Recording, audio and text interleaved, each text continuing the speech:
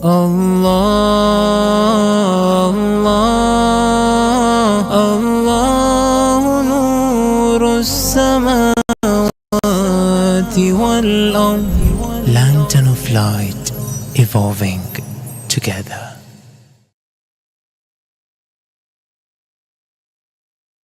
And nice to see you in Birmingham, and we're still doing in Zoom while we could also meet in live.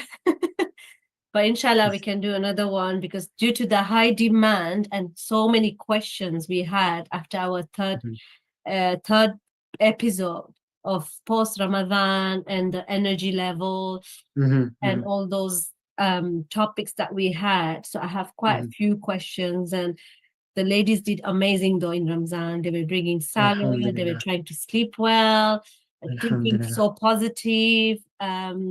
I could see how the communication between the mothers, the girls, ladies, seniors, fathers, boys, they were trying, and to balance as well the food, not only food, also spiritually, mentally. So it was really nice to see that. So due to that high demand, I have few of the questions that we can do today as a question and answer. I think that would be nice. And if you would like to also add what you think after that they should do, please do and help us. Thank you for supporting as always. No problem. Inshallah. Go ahead. Do you want me to start, or do you want to start with the question straight away? It's up to you. What would you feel like doing? Starting with some of it talk and then questions. Okay, Bismillah ar-Rahman ar-Rahim. I can start with something from a continuation from where we left off last time. Just very quickly summarizing some of the points I was mentioning last time about my own journey and what I'm discovering from a health perspective. So recently, actually, somebody mentioned to me that did you know that our body is actually 0.01% matter, physical things, and 99.9% is not matter, is energy, is vibrations, it's frequencies, it's all of this kind of stuff. So we focus so much on 0.01%, and actually there's a 99.9% opportunity there for us to become healthy individuals outside of just the matter. And I thought that was very profound because we tend to focus a lot on these intricacies of matter, and maybe there's something beyond that that keeps us healthy. We've all seen this, so I'm just sharing something that I've seen through Shahr Ramadan, where you see maybe an elderly person, a senior person, for example, who looks like they're full of energy, and maybe their food isn't that on point, but there's something else that's driving them. And I think that's what's keeping them very energetic and healthy. And of course, we have to concentrate on the 0.01% of matter because that's reality. We live in matter right now. So we do have to concentrate on that. But just as a prelude to what we've been talking about in Ramadan, Shahr Ramadan, this idea that maybe there's something beyond us that's actually keeping us full of energy. And even the choices we make on food, maybe that apple that we see has got some energy to it that's beyond us, beyond the actual physical apple, but there's something beyond that. And something that's maybe not so healthy has some low level energy maybe in it that we're taking in. So this is just something to think about. I was just writing down a few things. Another point I had mentioned, I've been hearing positive things that Mussarat, you were telling me about the Jamaat and including salads and fruits into the iftars and things, and people are really trying hard to inculcate some healthy eating habits. And another reflection I had during this Shahr Ramadan period was environment. When you create the right environment, it becomes a lot easier for things. So all of us know this. If we go into our kitchen and it's full of little sweet treats everywhere, it's very easy to go, let's have a little bit of that, have a bit of that, and we keep snacking. Same with some of the questions, I think, which we're going to get a little bit later about snacking and craving.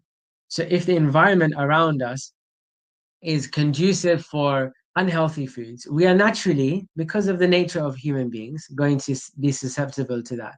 Whereas if the environment is very healthy and it has good things around it, it's just easier to be more healthier, unconsciously sometimes as well. Let's say like for example, you were mentioning about the fruit platters. that we got this Shahr Ramadan, which was beautiful because you're sitting on this sufra and you have loads of fruit platters all around. Now you're just likely to pick that. Grapes, apples, oranges. It's natural to do that. All of us did it. We're all hungry, of course, but it gave us some good nutrients. So another point which we mentioned about was environment, creating the right environment. And then the last aspect I'd written down here is the social aspect. The idea that when we're doing this together, when we're being healthy together, again, usually if someone's trying to be, we've all had this, those of us who are trying to be healthy, and we are trying our best. Sometimes we slip, sometimes we do well, but we go into a social setting where everyone makes a joke about the healthy eating side, or you just must be eating salad or something like that.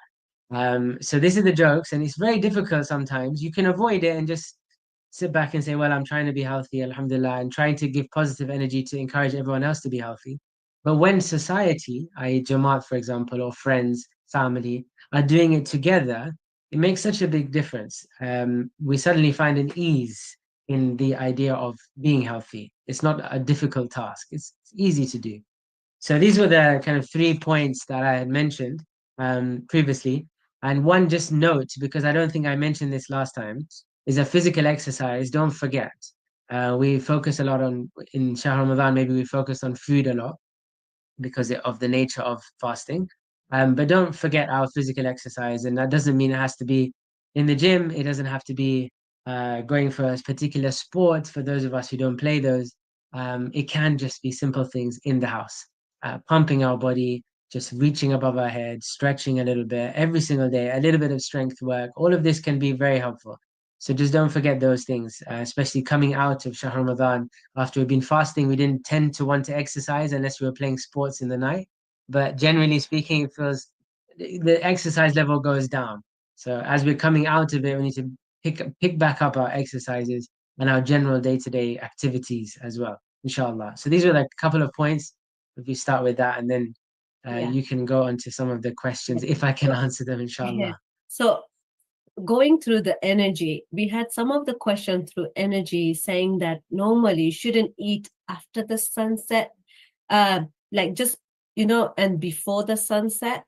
Why is it like that? If you have the answer, because also they say even when you do exercise, it's Islamically, if you think as well, it's about, just before Fajr, you should do all these du'as and stuff. And after, like that Maghrib time, Zohar time, they ask for before Fajr time. But the same thing, few of my friends, they were saying that we've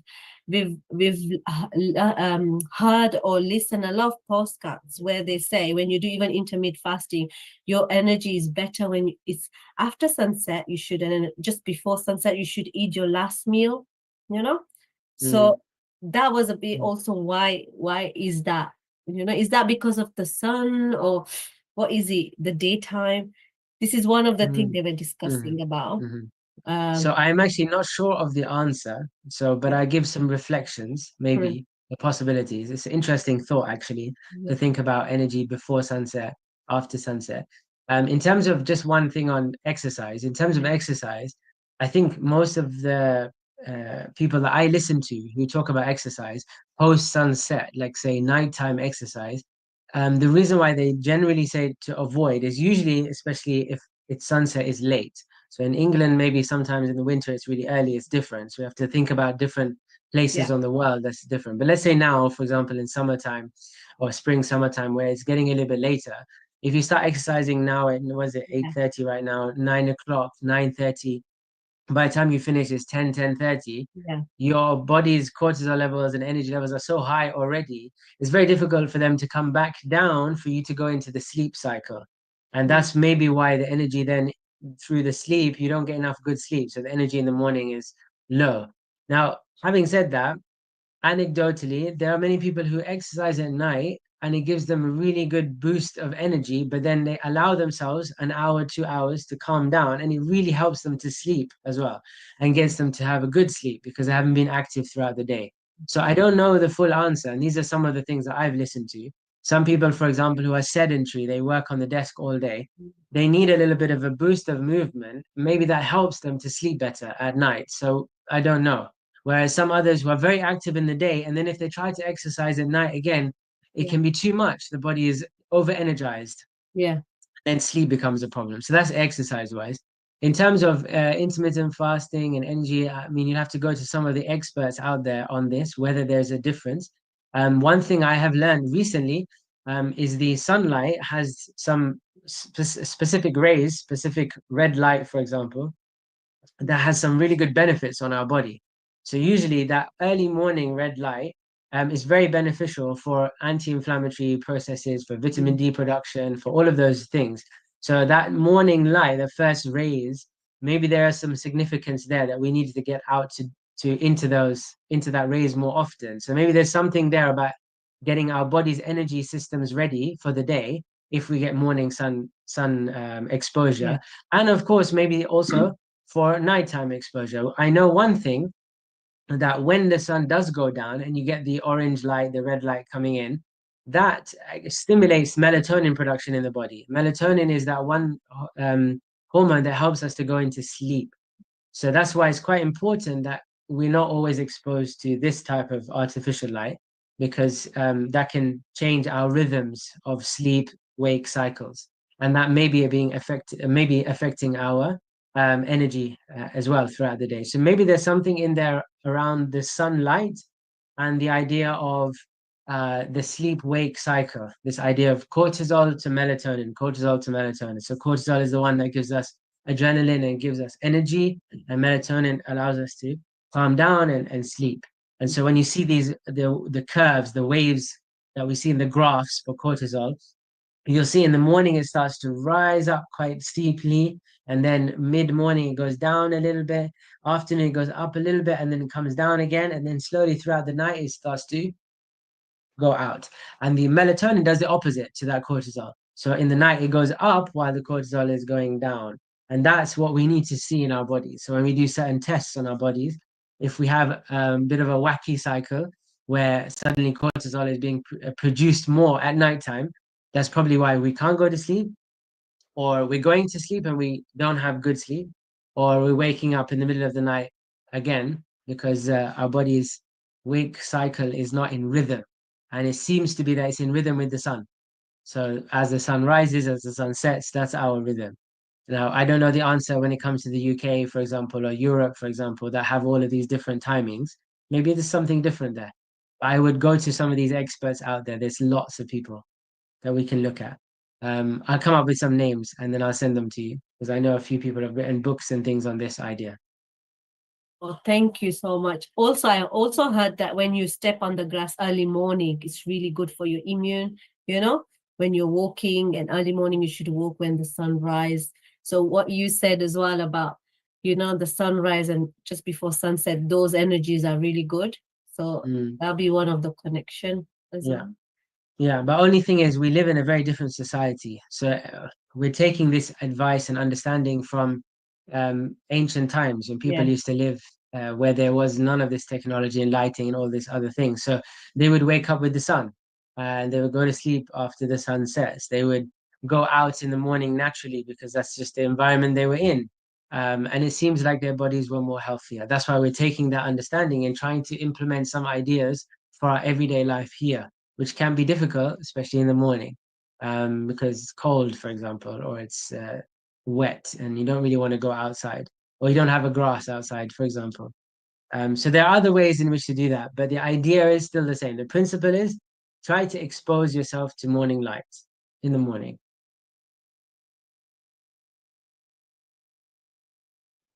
Thank you so much, Zain. That was a good one as well. One of the good energy topic that some of them were wondering how to also improve in the energy level and how to adapt in the lifestyle. So some of the question was coming with the food. We have so many about food.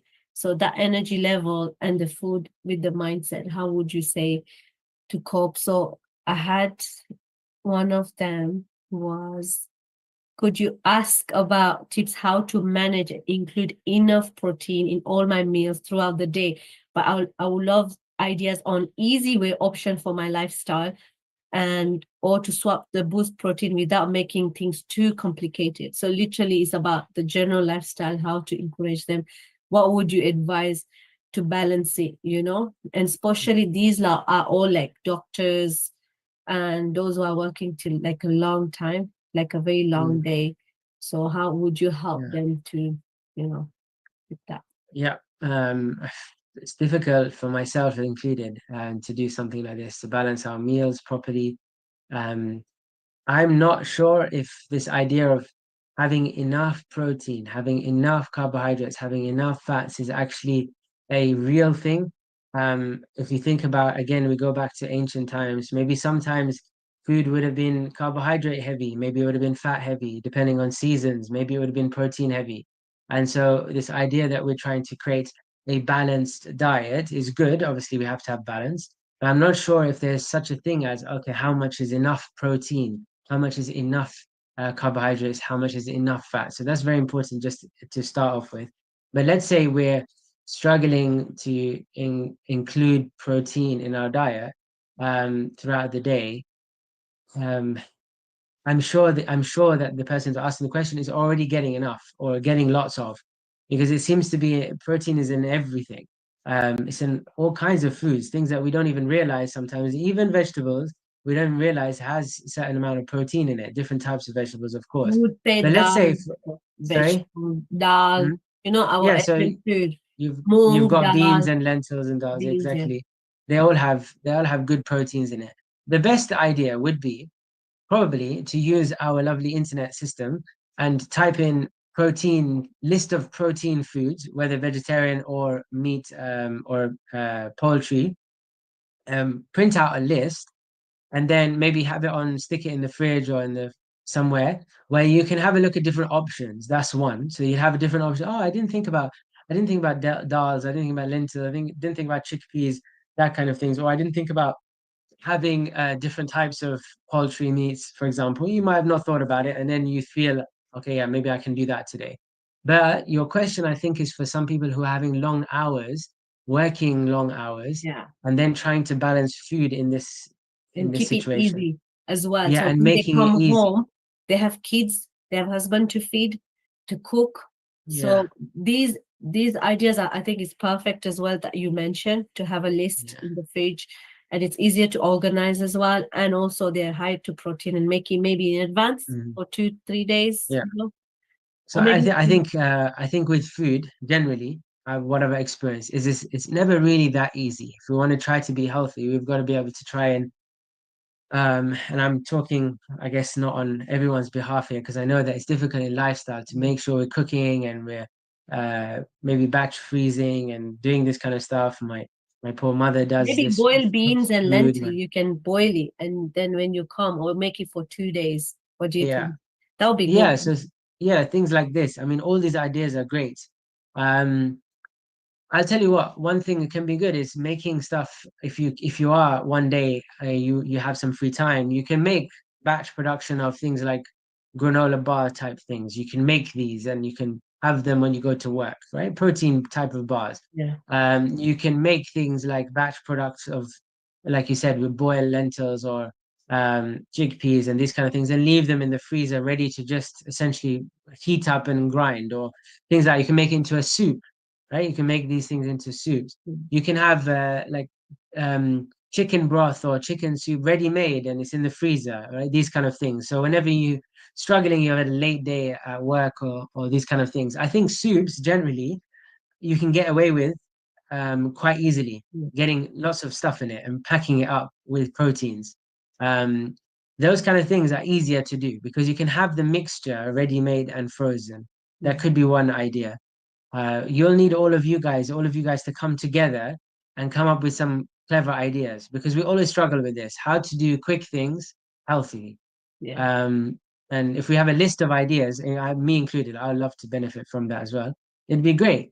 These ideas we just have to share with each other, Yeah. and we just try our best. But as I said at the beginning, I think the key is we shouldn't feel there is a specific number we have to reach to get enough protein, I think or there's the a way you specific. mentioned, Yeah, I think the way you mentioned about the list, whatever you want to make, if you're organized and what you want, it's easier then to plan it.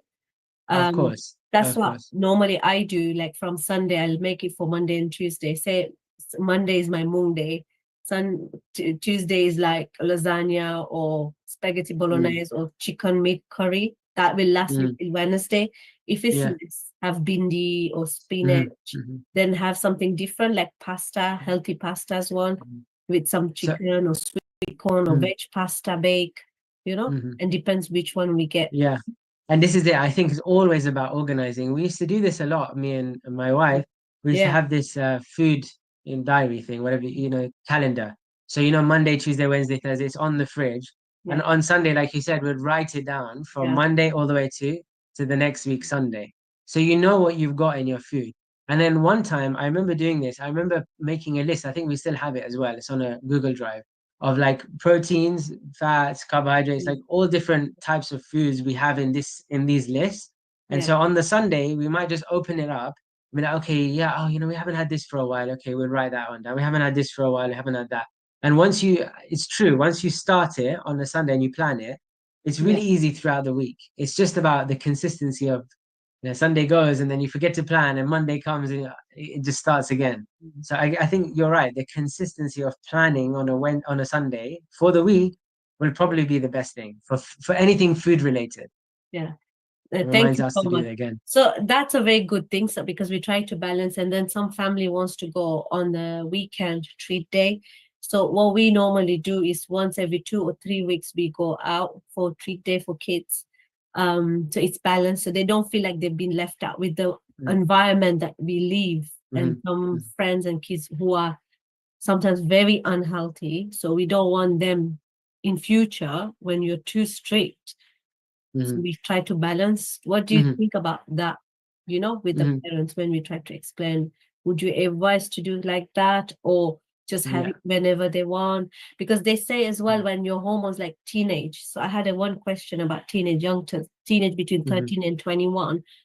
They say that, or when they're going through hormones or time of the month or something like that, they say you should let them have what is satisfy them that time, and then back to normal to have their diet plans, the home food and stuff. What would you say about that then? Yeah, I mean, we're all these foods, these sweet treats are dopamine boosters, right? So they make us feel good by eating them. So by making us feel how much, so basically I was asked about the mothers and the fathers, and generally even the mothers when they're at work, they craving, or the fathers, they have this coffee with high sugar. They were asking how to stop these cravings, or how much would you say to have to balance it in a day, so then these kids or mother, father work, how much would you advise, throughout the week as well? Yeah. So again, I'm not expert in this area to know that this is exactly what we should do, right? But from my experience so far, I feel that these type of cravings and food and sweet treats, etc., are very much linked to our emotional health. Emotional health. This is what I've understood from my own kids and my own children. You'll see that, for example, and we'll all notice this, if the child is very, very tired and extremely sleepy, but they're hungry, or they've already eaten. Let's say they've already eaten dinner. They've already eaten their dinner, for example, at 6:30, 7 o'clock. They've already eaten. And then they're really exhausted and tired and they're pushing themselves to stay awake. They will, if they say, I'm hungry now, they will not be satisfied with something that is healthy or something that's food, like a dinner again. For example, I'll tell them, look, there's some rice left over. Why don't you have some rice? Or there's a banana or there's something. They want something to keep them awake, right? So they want something that's high in sugar to push them to do something. And the same thing happens if you haven't slept well. So if you had a very bad sleep, we just came out of a week of wedding events and we were sleeping very, very late. So let's say you sleep late and you wake up then early just because you can't sleep. The first thing you crave is sugar again. And it seems like it's to do with the body's emotional health. Right? It's feeling it needs something to keep the dopamine kick alive. Otherwise, it's going to crash again and it's going to have to go to sleep. Or it's going to tire out and it won't be able to focus. So, for example, the question on work, I think is related to kind of focus at work, stress at work, emotional health related to work, satisfying work, these kind of things. If it's not satisfying, if you don't have purpose with the work, you don't feel energized by the work, then you're always looking for something to maintain the boost of dopamine. But So how then you much would you crave a lot. say? How much would you say Right? caffeine to have a day? Like some So people. before we go on to that, the other one is about, you mentioned about when we give our teenage kids or kids, for example, this sweet treats and things. I mean, all of us love to have it as long as we're having it together as a family, we're having it together. Yeah. The only problem I see Yeah. is that we may not necessarily know how much high sugar content foods we're having throughout the week already, unknowingly, right? So we have it unknowingly. Now, if we're having good foods throughout the week, then it's not a problem at all. And also it can be very beneficial because you're doing this with friends and family, so it's energizing, it's fun, it's exciting. There's an attachment to that. There's a love for that. We all know, and back in when we were children, we remember going for ice cream or going for this with our family, with our friends. It's like, oh, Friday Jumma treat, for example. It's like one of those things you look forward to. It's just the fact that it happens every day. I know in this Shahr Ramadan, when I was in Dubai as well, sometimes we, like for example for Fatiha, we're giving the kids so much sweets already. So like 4 days in a row there was ice cream, for example. It was a bit too much then. And then that's where it doesn't become a treat anymore, because then you want to go as a family after that, but you're not going as a family because you've had 4 days of already, the sweet treats. So avoiding this is very beneficial for us, I think, in the long run, for our bodies, for our Would health, you for our emotional health as well. Sunday once a week, twice a week? Is that fine? However, you as a family have decided that you wish to do it, I think So is not best. like every day, like you mentioned. Yeah. Yeah. You know best. All of us know inside how much we have been having. Like we have in our healthy group Sunday treats. So everybody share Monday to Friday. When it comes to Sunday, everybody sends the treats as well.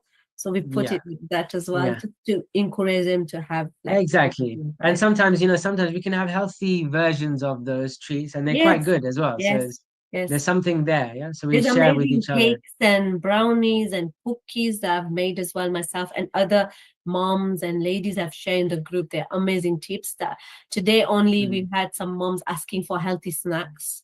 So I had lots of sugar-free, using banana instead of sugar, So we had lots of those ones. Yeah. Thank you. And we just need to remember one thing is that before we never used to have that opportunity to have so much of this very quickly in our hand. Now it's very easy to buy a sweet, to buy a treat, to buy a fizzy drink. It's very easy. And that's why the problem is it's accumulation. And it's that's very the problem. cheap in UK, very cheap to buy, very exactly. cheap to buy the takeaways. Exactly. So they just think that it's fine, and the parents give the money, pocket money, and all that. So I believe that you mean that we have to restrict as well, right? Like we need to balance it. So they know the value and how much to eat. Right. Yeah, thank you. So Farzana just quickly said apologies, she couldn't make it, but she had one or two answers that she put. I'll share in a bit. Also, they were asking as well about caffeine. Caffeine, smoke, roughly. What would you say about that? So I think the smoking one is on vaping, right? Vaping, I love vaping going on with teenage. I love vaping is one of the highest one. And caffeine, coffee. If it's sugar-free coffee, how much would you advise? Some moms or fathers, or they go work and they try not to have sugar, but they have tea sugar-free, or they have coffee. Even at mosque now we have sugar-free as well. But how much would you advise roughly a day, maybe, just to get that limit or something? So for this, for vaping, I don't do it myself. I don't know how it feels or what it tastes like or what it feels like. And so I really think someone who's gone there and experienced it. I have tried. It tastes so good with the fruit flavors, but it can be very addictive as well. And I know a few friends who play footballs and stuff. So what they do is that they reduce, because of course they see the impact sometimes in the stamina. And they were asking how can we, so I know a few of those friends, they ask how can we reduce, because they are trying to reduce but they can't stop completely. maybe you have an idea, and Yeah. caffeine as well. Yeah. So the vaping one, if it has an addictive nature, then basically we'll have to follow all the people who are talking about, talking about addictions, and all the people who are even the really wild addictions like drug addictions and alcohol addictions. If you listen to those people who have gone through their stories, I follow this guy called Rich Roll who used to be an alcoholic before and came out of it. He has a lot of things on addiction, ideas on addiction. Although I know vaping is not the same, I know 100%, but the kind of concepts and ideas, if it is an addictive thing, then you can learn a lot from, I've learned a lot from him, because addictive thoughts, even, we have addictive compulsive thoughts and ideas, same kind of idea. If it's an addiction, then we can look at that. So I'm not sure about that. In terms of caffeine, so caffeine, this is always a big question. Now I'm realizing a lot of difference from different types of people. So you have to listen to your body. You have to learn about who you are. If you're a very hypersensitive type of person, you're very active, hyperactive. I see this a lot with, for example, patients who come into the clinic room. If they walk in the room and they're, yeah, I just dropped my son over there, and they're like that, and then they're having 2-3 cups of caffeine or coffee or whatever it is, caffeinated drinks, even sodas or these kind of drinks. That cannot be good for them, because basically they're hypersensitizing their sensitivity even more. That's too much. And then on top of that, the thing with the caffeinated drinks is it pulls fluid out from your body. So it's a diuretic. So that's why you need to go to the toilet more often. So you become more dehydrated in the body. So if you're a very hyperactive type of person, lots of thoughts, thinking a lot, always doing things, and then you're doing that, like lots of caffeinated drinks on top of yourself, you're going to be dehydrated. The mind's going to go into like a bit of a hyperactive mode, thinking too much, and you're never going to have the focus to be able to concentrate on something. So that's the issue with the caffeinated drinks. But there are some people, and this can be beneficial actually. There are some people who are not those type, who are not the kind of people who want to go for HIIT classes and run loads and very hyperactive and thinking all the time. They're not that kind. They're quite sluggish and slow, not energetically. They're just, trying to find their feet a little bit, trying to push themselves a bit more, trying to give themselves a bit of an encouragement, trying to detoxify the body a little bit. So what's been shown is that sometimes things like coffee, caffeinated drinks can help detoxification pathways in the body. For example, and I'm talking about good ones, good quality as well. It's not just Nescafe and things like that. It's good quality. I know this is being recorded, so I'm using brand names. But these kind of ideas, we've got to try to go for something that's a little bit more wholesome. It's coming from the ground. The same idea as nutrition. If the carrot is coming from the ground, then you know it's going to be healthy. The coffee is coming from the ground and it's sourced properly, then you know it's going to have some potentially good impacts. But if we are going for, this is my view, and maybe lots of different views. If we're going for more than 2-3 cups of coffee a day, and I'm saying even 2, even, I think that's probably too much. I think if it's 1 in the morning before midday, so your body can detoxify and get rid of it by the end of the day, it's okay. But if you're having like 1, then you have to crave another one, especially if you're craving it. Like I know this firsthand because I become a bit of a coffee drinker. And so in the morning, in Dubai, for example, before Ramadan, I was having this coffee 1 every morning and I had to have it. And I'm thinking, well, so Shahr Ramadhan didn't have any. The whole, maybe once off, I think at night, maybe 1. But I basically didn't have any for 30 days. So then what was I craving so much before? What is that craving? There's an addiction to it probably as well. So we just have to be careful with that. So 2 points there. I know I talked a lot. One is it's a diuretic. It pulls water out of the body. So it makes it dehydrated. So that's quite important. And the second is, depending on the type of personality you are, we have to think about whether we have these addictive or caffeinated drinks or not. So we have to learn a bit more about who our personality types are. Are we very overthinkers? Not good. If we're not there, then maybe it's okay. That's why you see this conversation between people. Some people say, "Oh, caffeine doesn't do anything. I can have it at night and go to sleep, and it's fine." That's a different personality type. And there's another one who's very hyperactive and has it at night and they can't sleep.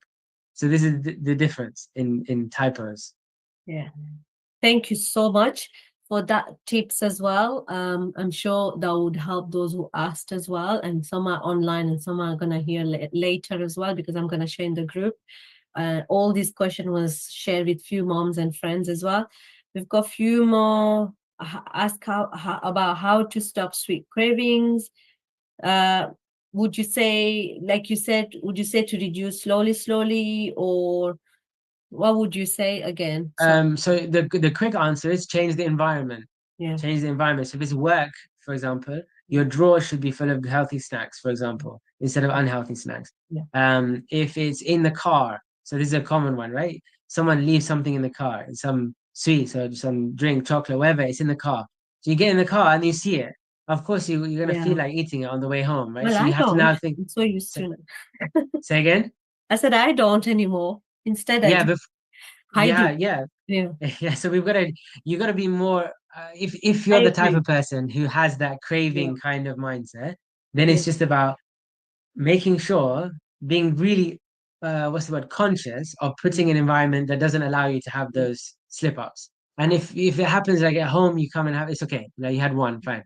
But it's the other environments, the work drawers, the cars, the coming home, like you get into the kitchen and you put your stuff down and there's like a big chocolate bar in front of you or something like that. There's cookies I made from yesterday. Okay, you're gonna have it then, right? It's natural. But if there's, some fruits or some Fruits, nuts, dates, seeds, these kind of nuts. things, Yeah. dates, kajur, yeah, these kind of things. Okay, still have it. You still feel good because you're a bit of a sweet thing, but it wasn't so bad for you. Yeah. That sounds good. Also, bloating. We had acid reflux going on. Mm, Few of people, even my husband had it. Um, not only me, not only my husband, but other people as well. What do you think? And also, some houses had a healthy food like mine. He doesn't really eat much, but still had this acid reflux. So, do you think was mm, it build mm. up, or because in Ramadan suddenly he had? Yeah, That's an yeah. example. But I know a Hmm. few other moms, and they were saying they were Hmm. really struggling with that. And Yeah, what yeah, he did, to be honest, but if you can have more ideas, please share. yeah. For mine Mm, was more like he was just drinking a lot of water, some milk, mm, lassi, savory lassi with a bit of mint, with a pink salt, and also he had some green teas for yeah, to get the inflammation. So I had a yeah. feeling that it was inflammation. But I Hmm. wasn't sure Hmm. that much because I Yeah. was thinking what I've gone wrong there. I think Yeah. he didn't have enough water, maybe. But Was it because just in Shahr Ramadan only? yeah, it started Yeah, in Shahr Ramazan. So I yeah. feel like, but the rest of general wasn't in Shahr Ramazan. They suffered Fine. through the year, but this one was in Ramazan. So I feel like it was Sure, maybe lack of water that he didn't have enough. sure. Yeah. Um, and what we did is green lemon teas and the som tea, fennel Mm-hmm. seeds teas and Mm-hmm. things like that. Mm-hmm. But if you have any more ideas, please share it Yeah. overall, how that impact comes with the Mm-hmm. inflammation, especially in your Mm-hmm. body. Because Mm-hmm. some moms said as well, the inflammation like fully dry, like swollen up Yeah. and things like no mom only dads as Yeah. well. How did they get attacked? I know you said about daily routine. You Mm, said build up the daily routine, then you'll avoid all that and what you have. But do you yeah. think also it connects with your sleep and stress as well? Mm-hmm. Because it starts after 35, 40, or when they have kids Yeah. and after, Mm, yeah. I think there's probably many factors. You've mentioned lots of different ones. There's Yeah, probably many factors to it. It's either, if it's reflux, for example, it's either an overproduction of acid, or it could be sometimes an underproduction of acid. It could be either or. And finding out which one, there are ways in to do it and these kind of things. If it happened in Shahr Ramadan, it's most likely because we've been fasting throughout the day. And then our bodies, we normally, before we even eat a meal, we produce the acid ready for the meal to come in. So the acid in the stomach is being produced when I'm looking at the food. So suddenly in Shahr Ramadan, those meals that you used to have breakfast, lunch, dinner, for example, or snacks in between, where you were having those is gone. Your body is getting adjusted to when to produce the acid. So that's a possibility that maybe it was because of fasting and then breaking your fast, then it was coming about. So that's potential cause, but there are many different causes. So probably not a good idea to go into depth into all those different causes. But I think you've given some really good tips on basically reducing some of that reflux. Using all of those things that you've used can be really helpful. I think one of the best ones is also just making sure you take time while you're eating your food. For me personally, this has helped. Just chewing the food and spending time with the food. If we're eating it very fast, then the body can't digest it quick enough. So you get this acid And I think reflux. men's get a lot more than women's. I think that also is to do with I've noticed. breathing. Okay, so there's a very big impact from our breathing mechanics in men, but it can be in women as well. But the diaphragm is kind of like it's a big balloon, right? And as you breathe in and breathe out, it does this motion. And so it compresses, it pushes things up, right? The stomach sits underneath it. It pushes things up and then it pushes things down again. And so sometimes if we have a very what's the word, like a tight diaphragm is pulling up all the time, it hasn't got enough space to compress down because of maybe we're not using our lower ribs when we're breathing, we're not breathing through our tummy, then you can get things pushing up instead of going down. Okay, so that's also important. If we are chest breathers, you get maybe potentially some more acid reflux. Try to become a little bit more a tummy breather, just practicing that, especially in men. It'll be beneficial, could help the acid reflux. But as I said, there's so many factors, so many factors. But these tips you've given so far, all these different ideas is great. Perfect. Thank you so much. That was one of them ticked off. They got so many, but I'm just trying to get as many we can do for this session, and then inshallah we'll build up the next step. A lot of healthy foods have nuts and peanuts butter. What are the alternatives for people who can't have any nuts, just to boost yourself? Because those people emotionally as well suffer a lot, you know? So they're looking for alternative snacks, I'm guessing. Yeah. Yeah. These are alternative snacks other than nuts. Yeah. Yeah. Let's have a think of that. We can probably think through some ideas. Yeah. If it's not seeds, if it's not dried fruits, if it's not let's have a think of some other things other than nuts that they could potentially have. We shared some few, like if they want yeah, which ideas did you have? Like, Which ideas like, did you have? like dried plantains, air fried. I was Yeah. thinking sweet corns, dried. Those are not nuts really. Yeah. Chickpeas dried, and you can just Yeah. air fry them and put with salt, pepper, snacks kind of thing. And I So thought anything dried, basically. fruits and veg, but they were thinking anything dry. More ideas for that, if you know. Yeah. Please. They're looking for things probably that they want to quickly snack on, like a few nuts. And like this kind especially, of stuff. and they're good in protein and stuff, because then some of the mothers, kids, teenage, they suffer a lot, but then they have low on vitamins and things like that. I don't know if you would advise to have gluten-free vitamins or something, to have sometimes to just top up with those snacks. I don't know. As in, you mean supplements? Yeah. Yeah, you have to find good sources of those. It can be helpful. But of course, I think the first primary goal is always trying to get it through nutrition and food, first of all. So if you can do these little things, like you said, plantains, chickpeas, peas, dried fruits, dried vegetables, these kind of things, salt, pepper, savory, sweet, both. And you can have a pack of those. You can put them in some nice jars. Always the look of it, where it sits in the kitchen, how it looks is always the most important. And then you will start eating it because it's there and it feels like it's nice to eat.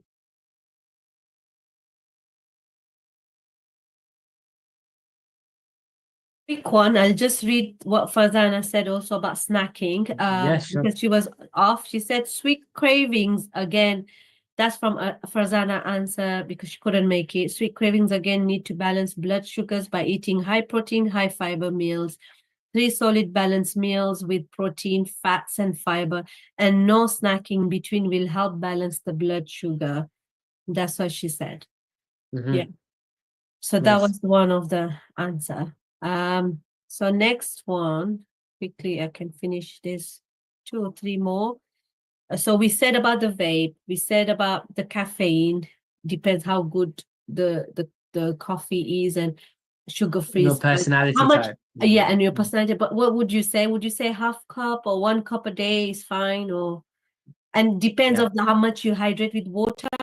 Would you say, would you advise with that? Hydration is key, and also, I mean, doesn't half cup, 1 cup, you choose. I really think now I'm seeing it more often. It's really about your personality type. How do you digest this stuff? How do you break this stuff down? Yeah. And that's not only your physical breakdown, but your emotional and mental breakdown as well. How does it work on you? And Okay, if so you're, yeah, another impact was the girls, basically, there's so many girls are going through exams. So they're yeah, sitting, um, yeah, having exams. And what hmm happens that when suddenly they go to play any games, badminton, football, they're you're really getting injured. struggling. So because they were just so focus friendly. So do you think that impact with the brain and the body, the bones? So how would you recommend to slowly restart? As a coach myself for football, I also noticed that with the teenage, so between 13, 15, also some That's interesting. girls Yeah. older, yeah. So they have that, I could see that stamina, long stamina to reduce to. Do you think is that because of the screen and the revision and then the whole month they've been revising and suddenly they finish the exams? I could see they've dropped down a bit. Yeah, of course, of course. I mean, it's like, you know, it's a stressful period for them, right? It's like for an adult to go through a stressful work I thought we'll ask month. you because you work with the bones. So what would you get them Yeah. some Okay, tips? so I You mean, know? in terms of why it's happening, it's really to do with the inflammatory processes in the body, the chemical processes in the body. So you're really stressed. You're not really moving a lot because you're studying, you're doing And exams and stuff. fasting, You're not moving a fasting, lot, exams. yeah, hydration, all of this, emotional health, physical health, all of it's going, you know, really trying hard. So your body is giving a lot of energy into those things, those areas. It's not going to focus on musculoskeletal health, muscles, bones, joints. It's not going to focus on that. It's going to focus on survival. And Yeah. the survival at that time is I have to pass this exam when I have to do this exam while I'm fasting and we got Ramadan, etc., etc.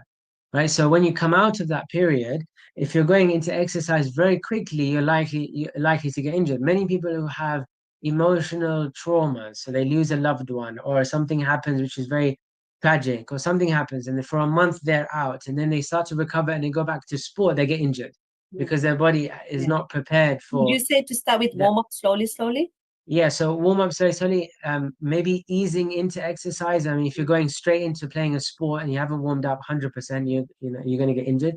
But even at home, now for those young people who are listening, who are doing exams or have had exams, or maybe you will have exams in the future, it's just simple things like getting up between your revision time and doing a bit of pumping exercises, doing a bit of walking or running around the house, and having fun around the house is very useful. Number one for focus because you probably revise better, and also it gets rid of all the anxiety of stress of the exam behind you, or in front of you rather, and it just lets everything out. So now I don't know, just doing something that's having fun.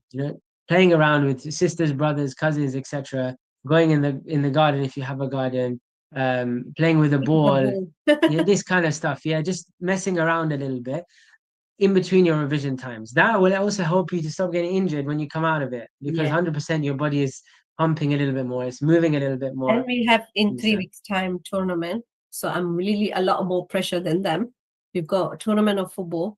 So, and So don't put we, them under more pressure now yeah, because, but we bring every year trophies. So Alhamdulillah. Alhamdulillah, just pray this year again. And I know lots of girls, not only football, we've got netball as well. So inshallah, pray that they play well. Inshallah. All I want is that they don't get injured, they have fun and achieve really. And like you said, those drills, but if you could send me later on some of them, that would be good for avoiding injuries, especially. Mhm. That would be great. So I can start warming up because we've got this Saturdays, Sundays, and we've got few sessions. So that would be amazing to have because I know many girls are in the exams. And, when it comes to sports, they reduce, but we try to encourage them as well to not carry on, even if Inshallah. it's little, because that helps for the mind development. And like you said Inshallah. as well, all those um, will help them as well. So yeah, so that's one of them. And let me check the next one. So hopefully this will be helpful. If you send me next time the video, that'll be great. We can share those because you also work with the bones, and I've seen some of your videos where you tell them how to help with the what exercise or what warm-ups, like Yeah. even if it's light, Yeah. to avoid Yeah. especially ankle, knees injuries, stamina, Sure. especially is always the case. I feel like it's knees or ankle or the wrists, or back is okay. It's always the legs parts and the wrist parts and yeah. And what did they say? The last one. I love eating. I enjoy so much eating, but I don't know how to stop. That's what one of the moms said. She said, I enjoy so much eating, but it's so hard that I struggle to not eat. What would you advise for that? How to start? Some of the moms really struggle. Not only moms, even dads. Like they feel like when there's a certain age, how slowly, give even a little bit of tips, how slowly they could start with the journey of lifestyle. If you give us a 2 minutes tip to end with the session, you talk about the energy, the routine. If you tell us like a 2-3 days, you said about freezing and stuff, but another thing, what would you say overall? Freezing? That exercise, food, spiritual, just a general 1 or 2 days, they can always repeat that with different stuff. Yeah. Okay. Regarding the question on loving food, I mean, I think it's always a matter of... Do you think it's hormones because you get older? It can be, but yes, it could be if it's looking from a physical and also standpoint. Stress. You remember fathers and mothers who has teenage and stuff, they always behind them, work and... But also, it's also like if you have a real love for food, a passion for... Some people have good passion for food. They like different tastes, different flavors, etc. I think it's always about mindset, right? It's always about mindset. If in Shahr Ramadan we can do it, then we can definitely do it outside of Shahr Ramadan for sure. It just needs a little bit of a push. Yeah, so he needs a push, right? He needs a okay, I'm going to avoid it for this time because I'm done. I've kept, if we listen to that prophetic hadith, right? Half, was it quarter filled, quarter water, and then quarter empty, right? So it's like something like that. Third is with food, third is water, and third is empty. So something like that. So we know that we don't have to fill it completely because obviously that's not a very prophetic thing for us to do. So we can then still enjoy food. We can enjoy the nature of food and how blessed that food is and how many tastes there are in the food, how many flavors there are. The problem is not necessarily the food, right? The problem is overeating the food. So it's not the food's fault. The food is amazing. Alhamdulillah, Allah gives us a chance to eat all this amazing stuff. It's about the overeating side that I think the question's coming from. So I guess it's asking our own selves the real question, like what do we think food in the relationship to food is? And then we just have to judge that for ourselves, inshallah. In terms of ending with a bit of a summary in all these areas, possibly from what you are getting from me when I've been giving some of these talks, some of these series, is this multi-dimensional approach to health and wellness and lifestyle rather than a one-dimensional approach. So it's not that we have to be hyper-focused on one area. It's more that we have to see if we can try to balance each area as best we can. And wherever one of those areas, like you said, stress or sleep or spirit, whichever one of those areas is starting to fall down a little bit, so maybe it's not as strong, we need to do some practices quickly to strengthen that area. So obviously the hierarchy is spirit. So if the spirituality is dropping, it's the first point of call. We have to recover our spirituality, recover the connection back to God. So that's the first point we have to go to. And those other things like food and sleep and exercise, it's not that you forget them. They actually aid in that process. So they aid in that process. It's like a domino effect. So for example, if I'm feeling lazy and not connected to my God, for example, maybe I do need to look at my food as well, because my food may be the thing that's making me feel the laziness or feel the energy is low.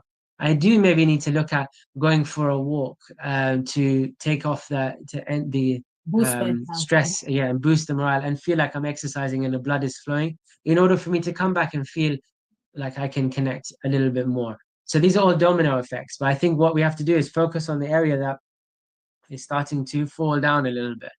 And it happens throughout our life. We have peaks and drops.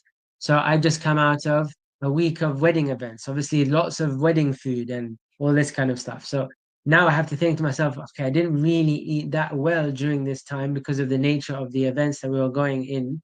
So now I have to recover myself. So now my focus has to be back on food, back on trying to get myself back to restoring my gut health and my body and etc.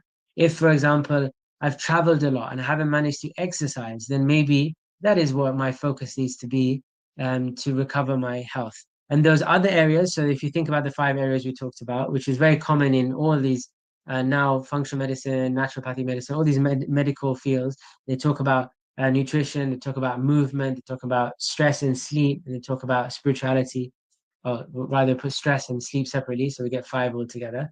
And these 5 areas, if you focus on them, then inshallah your body is balanced and you feel good and you feel healthy and well. And of course, I know that there are some intricate stuff that maybe you try these lifestyle things and you're still feeling quite low and sluggish.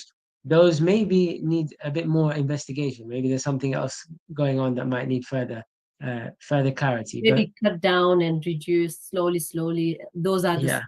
And like, and we all know trial and error. You know, we speak to you and you've tried certain things and it's been amazing. So you're like, okay, I'm going to continue that. Yeah, that's what we the need ladies, the boys side, as I told you earlier, the feedback was amazing. That's why to the high demand, we came back to you.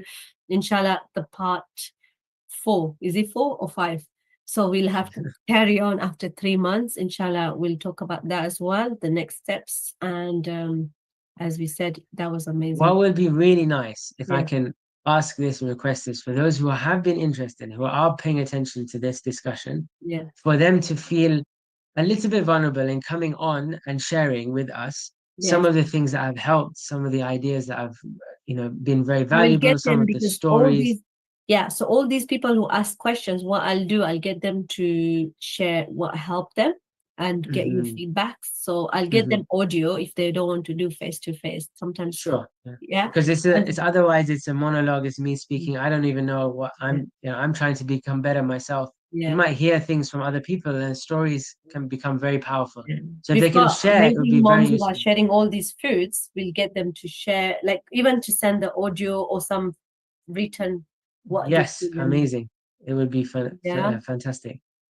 We had before, I don't know if you remember, 2-3 moms who shared their experience. I think that was the second part.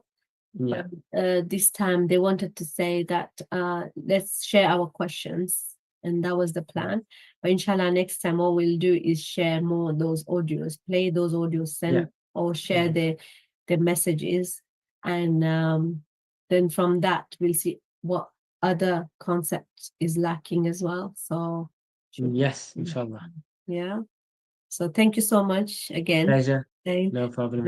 I think it's amazing how the impact has improved as well, because we saw in Ramadan and how all the moms are trying hard, how many moms and fathers and kids have joined even in sports. Not only sports, spiritually, it was amazing to see that unity, like you mentioned. Also the food impact, when we saw all this salad and the greens in the niyaz, the main food, but we could see all these nice greens. It was amazing. I'll share with you later on all those pictures I've taken, and all these moms who shared, and they're doing amazing. Thank you to you for always supporting the team, and inshallah we look forward in future again.